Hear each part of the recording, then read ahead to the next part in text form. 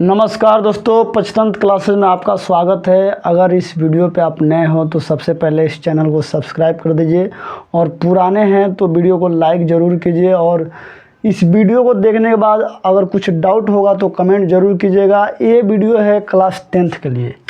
ये class 10th चाहे वो बिहार बोर्ड हो चाहे यूपी बोर्ड हो, पेज नंबर 51 मैथ। दोस्तों, मैंने स्टार्ट किया है रैखिक दो चर वाले रैखिक समीकरण।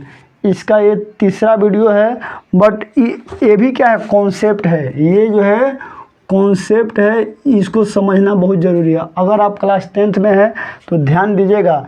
ये तीनों के तीनों क्या है, फार्मूला है जो आपको ऑब्जेक्टिव और सब्जेक्टिव दोनों में मदद करेगा। तो सबसे पहला है दोस्तों, यहाँ पे जो है आप सबसे पहले समझ लीजिए, ये है क्रम संख्या। क्रम संख्या मतलब 1 2 3, अरे भाई नंबर है।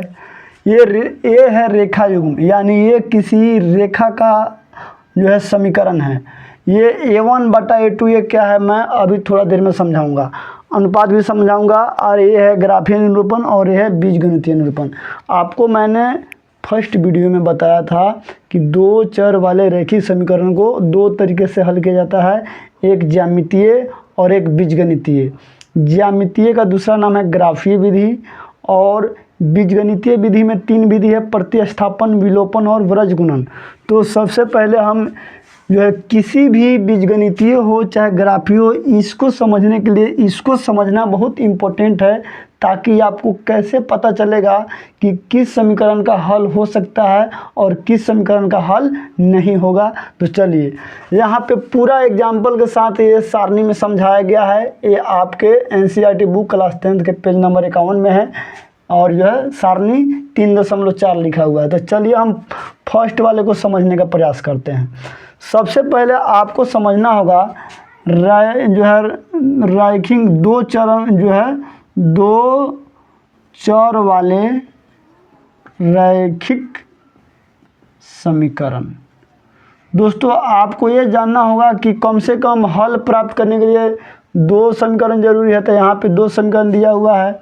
अब इसका रूप क्या होता है, तो ax plus by plus c बराबर 0। ठीक, अगर ये समीकरण 1 है तो यहाँ पे 1 लगाना होगा, a1 b1 c1। अगर ax plus by plus c बराबर 0, अगर ये समीकरण 2 है तो यहाँ पे a2 b2 c2 लगाना होगा। अब यहाँ पे आप देख सकते हैं कि अब a1/a2 b1/b2 c1/c2 को किस प्रकार प्रस्तुत किया है। तो पहला था x माइनस 2y बराबर 0। तो सबसे पहले आपको ये समझना होगा कि इसके अंदर जो है आपको कौन सा गुणांक छुपा हुआ है, 1 छुपा हुआ है। तो a1 बराबर 1, और यहाँ y के पहले क्या छुपा हुआ है, तो ये b का मान कितना है, -2, और c का मान दिया ही नहीं है। c का मान कुछ भी संख्या नहीं दिया, तो c बराबर क्या हो जाएगा, 0। और इसके सेकेंड वाला में देखिएगा दोस्तों, ये आपका समीकरण 1 है, आई समीकरण 2 है, 3x प्लस 4y माइनस 20। यहाँ पे क्या दिया हुआ है, ये a2 है समीकरण 2 अगर मानते हैं तो ये a2 का मान 3 हो गया है, b2 का मान 4 हो गया है, और c2 का मान कितना हो गया, -20। तो हम अब क्या करना है, इसका रेशियो निकालना है, यानी अनुपात निकालना है। तो a1/a2 का मान 1 क्या होगा, 3 होगा। तो a1/a2 का मान 1/3 दिया हुआ है। इसी प्रकार b1/b2 का मान दोस्तों ये -2 और /4 इतना दिया है, -2/4। और c1/c2 का मान दोस्तों ये 0/-20 दिया हुआ है। तो इस प्रकार से आप ये अच्छी तरीक़े से समझ गए होंगे कि a1/a2 b1/b2 और c1/c2 समझ गए होंगे। अब क्या करना है, तुलना करना है कि तीनों में कौन बराबर है कौन बराबर नहीं है। तो यहाँ पे देख रहे हैं ये 1/3 है, -2/4 है।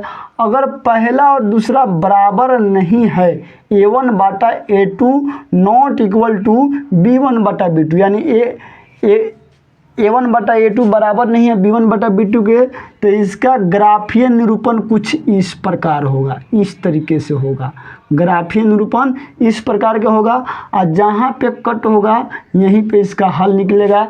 केवल एक हल बनेगा और इस हल को अद्वितीय हल बोलते हैं।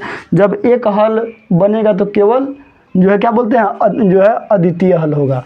अब इस प्रकार के जब आप प्रतिस्थापन चाहे विलोपन चाहे परज गुणन बनाएंगे तो वहाँ भी केवल एक हल जो है तैयार होगा। अब इस प्रकार से दोस्तों हम दूसरा समीकरण लेके हम समझने का प्रयास करते हैं। यहाँ पे तो डस्टर है नहीं, चलिए जाएंगे तो लेट हो जाएगा। अब जो है सेकेंड में क्या है दोस्तों, ये आप जो है समझिएगा। 2x + 3y - 9 = 0, ये हो गया समीकरण 1। तथा यहाँ पे दिया हुआ है 4x + 6y - 18 = 0। यहाँ पे समीकरण 1 है तो a1 का मान आपका 2 हो गया, b1 का मान 3 हो गया और c1 का मान -9। इसी प्रकार ये a2 का मान 4 हो गया, b2 का मान 6 हो गया और c2 का मान -18। अब यहाँ पे दोस्तों देखा जा रहा है a1/a2 = 2/4, जो कि यहाँ पे दिया हुआ है a1/a2 = 2/4। अगर इसको आप छोटा कीजिएगा तो 1/2 हो जाएगा। इसी प्रकार b1/b2 = 3/6, इसको भी यहाँ पे दिया है 3/6। अगर इसको भी आप छोटा करना चाहिएगा तो 1/2 हो जाएगा। और फिर c1/c2 -9/-18, -9/-18 ये दिया हुआ है। इसको आप कटाना चाहिएगा तो 1/2, माइनस प्लस यानी 1/2। अब यहाँ पे तुलना किया जा रहा है कि यहाँ a1/a2 का भी मान 1/2 है, b1/b2 का भी मान 1/2 है, c1/c2 का भी मान 1/2 है। तो यानी ये तीनों बराबर है, a1/a2 = b1/b2 = c1/c2। अब इसका जो समीकरण बनेगा ये संपाती बनेगा। एक ही रेखा पर दोनों समीकरण क्या हो जाएगा, बन जाएगा। इस तरीके से समीकरण बनेगा और इसका एक हल नहीं होगा, बहुत सारा अनगिनत हल जो है हल होगा, अपरिमित रूप से अनेक हल होगा। ठीक है, तो ये है संपाती। अब हम इसको संगत भी कह सकते हैं और इसको भी संगत कह सकते हैं। ठीक है, जिसका हल होगा वो संगत, और यहाँ पे हल नहीं है तो इसको क्या कहेंगे, असंगत। तो चलिए संगत वाला तो हम लोग सीख लिए, अब एक लास्ट बचा है असंगत वाला भी सीखने का प्रयास करते हैं। तो इस तरीके से आपको मैंने बताया संपाती रेखा है और प्रतिच्छेदी रेखा है। अब पढ़ना है समांतर रेखा। तो चलिए इसका भी हम क्या करते हैं, तीसरा नंबर जो है लिख के बताते हैं और जो है समझाने का प्रयास करते हैं। चलिए अब तीसरा नंबर क्या दिया हुआ है, x + 2y - 4 = 0, ये हो गया समीकरण 1। ठीक, 2x + 4y - 12 = 0, ये हो गया समीकरण 2। अब समीकरण 1 है तो a1 का मान यहाँ पे कुछ नहीं है तो 1 छुपा हुआ है, b1 का मान 2 है, c1 का मान -4 है, a1 b1 c1 निकल गया। इसी प्रकार ये समीकरण 2 है तो a2 का मान 2, b2 का मान 4 और c2 का मान -12, इस तरीके से है। अब जो है हम फिर क्या करेंगे, a1/a2 b1/b2 और c1/c2 निकालेंगे। तो a1/a2 बराबर हो जाएगा 1/2, b1/b2 निकालेंगे तो 2/4। अब यहाँ पे 1/2 आया, 2/4 आया। अगर इसको हम कटा दे तो ये भी 1/2 ही आएगा। फिर जो है c1/c2 निकालेंगे तो -4/-12। अगर इसको हम कटाते हैं तो कितना आता है, 1/3। यहाँ पे -4/-12 दिया हुआ है, अगर कटाते हैं तो 1/3 आता है। तो यहाँ पे देखा जा रहा है दोस्तों a1/a2 = 1/2, b1/b2 = 1/2, ये दोनों बराबर है। a1/a2 = b1/b2, ये दोनों बराबर है। लेकिन c1/c2 का मान 1/3 है, यानी ये जो है बराबर नहीं है। अगर इस प्रकार का कंडीशन आएगा तो इसका ग्राफ जो है क्या बनेगा, समांतर रेखा में बनेगा। यानी ये दोनों रेखा कभी मिलेगा नहीं, और नहीं मिलेगा तो कभी हल भी इसका नहीं होगा, इसका कोई हल नहीं होगा। इस प्रकार के अगर समीकरण को आप बीजगणितीय विधि से कोई भी विधि से बनाइएगा तो इसका हल ही नहीं होगा। तो आप जैसा कि अब जो है तो समझ गए, प्रतिच्छेदी, क्रॉस, समानांतर एक ही रेखा पर रेखा, और समानांतर ये संपाती मतलब एक ही रेखा पर रेखा, और समानांतर मतलब दो अलग अलग यानी ऐसा रेखा जो कभी नहीं मिलती हो। तो इस प्रकार से सारणी 3.4 खत्म हुआ। अब बारी है दोस्तों प्रश्नावली 3.2 की। 3.2 में दोस्तों क्वेश्चन है 1 से लेकर 7 तक।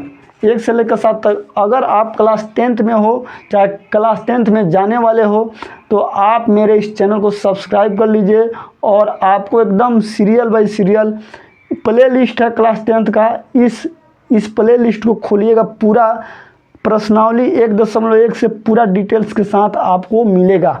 ठीक है, तो अब जो है अब हम जो है इसमें वीडियो का निर्माण हम करेंगे कितना, देखिए बता रहे हैं।